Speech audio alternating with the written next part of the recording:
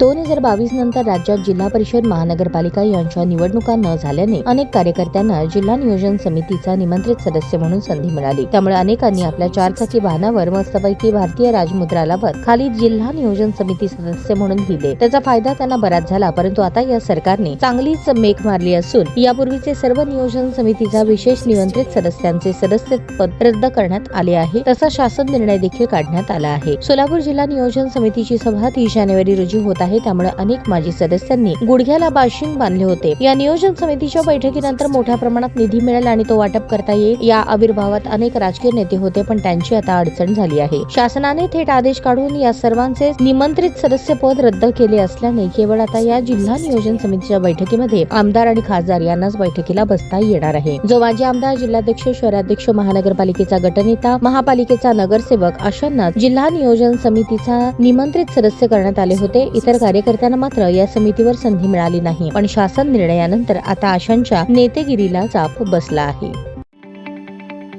ताज्या बातम्या पाहण्यासाठी प्राईम महाराष्ट्र न्यूज चॅनलला सबस्क्राईब करा।